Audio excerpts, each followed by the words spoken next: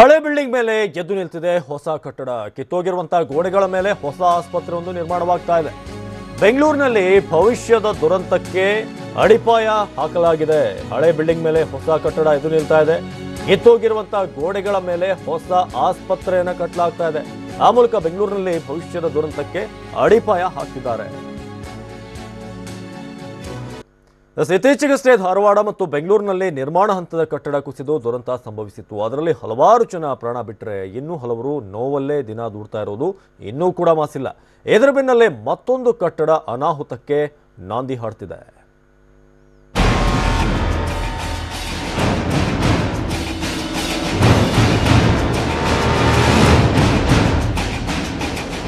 ಅವತ್ತು ಧಾರವಾಡ, ಮೊನ್ನೆ ಬೆಂಗಳೂರು, ಹೀಗೆ ರಾಜ್ಯದಲ್ಲಿ ಸರಣಿಯಾಗಿ ಬಹುಮಾಡಿ ಕಟ್ಟಡ ಕುಸಿತದ ದುರಂತಗಳು ನಡೀತಿವೆ.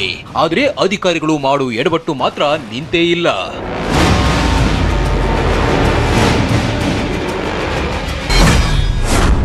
ಮೂವತ್ತೈದು ವರ್ಷದ ಹಳೆ ಬಿಲ್ಡಿಂಗ್ ಮೇಲೆ ಹೊಸ ಕಟ್ಟಡ. ಮತ್ತೊಂದು ದುರಂತದ ಸನಿಹದಲ್ಲಿ ಸರ್ಕಾರಿ ಆಸ್ಪತ್ರೆ.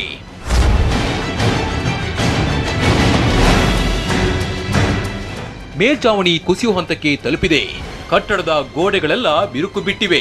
ಸಿಮೆಂಟ್ ಕೂಡ ಗೋಡೆಗೆ ಅಂಟಿಕೊಳ್ಳಲಾಗದೆ ಉದುರು ಬೀಳ್ತಿದೆ.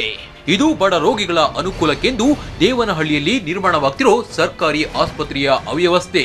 ಇಲ್ಲಿ ಅಧಿಕಾರಿಗಳು ಮತ್ತೊಂದು ದೊಡ್ಡ ಅಪರಾಧ ಮಾಡಲು ಹೊರಟಿದ್ದಾರೆ. ಅದೇನಂದ್ರೆ ಈ ಹೊಸ ಆಸ್ಪತ್ರೆ ನಿರ್ಮಾಣವಾಗ್ತಿರೋದೇ 35 ವರ್ಷದ ಹಳೆ ಕಟ್ಟಡದ ಮೇಲೆ.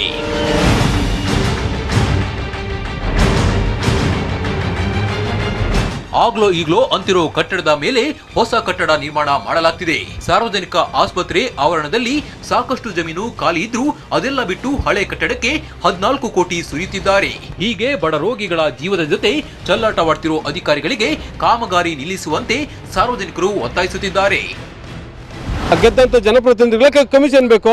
ಈಗ 14 ಕೋಟಿಯಲ್ಲಿ 6 ಕೋಟಿ ಮಾತ್ರ ಬಂಡವಾಳ ಹಾಕ್ತಾರೆ. ಇನ್ನು 8 ಕೋಟಿನ ಜನಪ್ರತಿನಿಧಿಗಳು ಅಧಿಕಾರಿಗಳು ಹಂಚ್ಕೊಳಕ್ ಬೇಕಲ್ವಾ? ಆದ್ರಿಂದ ಅಲ್ಲೇ ಮೇಲೆ ಕಟ್ಬಿಟ್ಟು ಜನಕ್ಕೆ ತೋರಿಸ್ಬಿಡೋಣ. ಅಲ್ಲಿ ಕಟ್ಬಿಟ್ರೆ ಯಾವುದೇ ಕಾರಣಕ್ಕೂ ಯಾರು ಗೊತ್ತಾಗೋದಿಲ್ಲ. 14 ಕೋಟಿ ಮಾಡಿದ್ದೀವಿ ಅಂತೇಳಿ ಗೊತ್ತಾಗೋದಿಲ್ಲ ಅಂತೇಳಿ ಕೆಲವು ಅಧಿಕಾರಿಗಳು ತಿಳ್ಕೊಂಡಿದ್ದಾರೆ, ಗೆದ್ದಂತ ಜನಪ್ರತಿನಿಧಿಗಳು ತಿಳ್ಕೊಂಡಿದ್ದಾರೆ. ಇದು ಕಮಿಷನ್ ಬೇಸ್ಗಾಗಿ ಮಾಡ್ಕೊಂಡಿದ್ದಾರೆ. ದುಡ್ಡಿನ ಆಸೆಗೆ ಶಾಮೀಲಾದ್ರ ಅಧಿಕಾರಿಗಳು, ಜನಪ್ರತಿನಿಧಿಗಳು.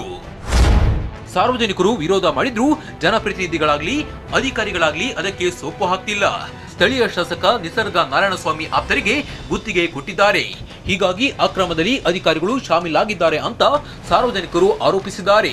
ಆದ್ರೆ ಶಾಸಕರು ನೀತಿ ಸಂಹಿತೆ ಜಾರಿಯಲ್ಲಿರೋದ್ರಿಂದ ವರದಿ ತರಿಸಿಕೊಂಡು ಪರಿಶೀಲಿಸ್ತೀವಿ ಅಂತಿದ್ದಾರೆ. ಅದರ ಬಗ್ಗೆ ನನಗೆ ಮಾಹಿತಿ ಇಲ್ಲ. ಈಗಾಗಲೇ ನಾನು ತರಿಸ್ಕೊಂಡು ಅದ್ರ ಬಗ್ಗೆ ಸಂಪೂರ್ಣ ವರದಿನ ನಾನು ತಗೊಂಡ್ತೀನಿ. ಎಲೆಕ್ಷನ್ ಚುನಾವಣೆ ನೀತಿ ಸಂಹಿತೆ ಇರೋದ್ರಿಂದ ಅವ್ರ ಜೊತೆ ನಾನು ಮಾತಾಡೋಕ್ಕಾಗದೇ ಇರೋ ಕಾರಣದಿಂದ ತದನಂತರ ಚುನಾವಣೆ ಮುಗಿದು ಮೇ 23ರ ನಂತರ ಅದನ್ನೆಲ್ಲ ಮಾಹಿತಿ ತರಿಸ್ಕೊಂಡು ನಾನು ಹೇಳಿಕೆ ಕೊಟ್ಟೆ. ಒಟ್ಟಲ್ಲಿ ರಾಜ್ಯದಲ್ಲಿ ಒಂದರ ಮೇಲೊಂದರಂತೆ ಕಟ್ಟಡ ದುರಂತ ಸಂಭವಿಸಿದ್ರೂ ಅಧಿಕಾರಿಗಳು ಎಚ್ಚೆತ್ತುಕೊಳ್ತಿಲ್ಲ. ನೀತಿ ಸಂಹಿತೆ ಜಾರಿಯಲ್ಲಿರುವಾಗಲೇ ತರಾತುರಿ ಕಾಮಗಾರಿ ನಡೆಸುತ್ತಿರುವುದು ಇದರ ಹಿಂದೆ ದುರುದ್ದೇಶ ಇರುವುದನ್ನ ಎತ್ತಿ ತೋರಿಸುತ್ತಿದೆ. ಈಗಲೇ ಎಚ್ಚೆತ್ತುಕೊಳ್ಳದಿದ್ರೆ ಭವಿಷ್ಯದಲ್ಲಾಗುವ ಅನಾಹುತಕ್ಕೆ ಈಗಲೇ ಅಡಿಪಾಯ ಹಾಕಿದಂತೆ ಆಗೋದ್ರಲ್ಲಿ ಸಂಶಯವಿಲ್ಲ.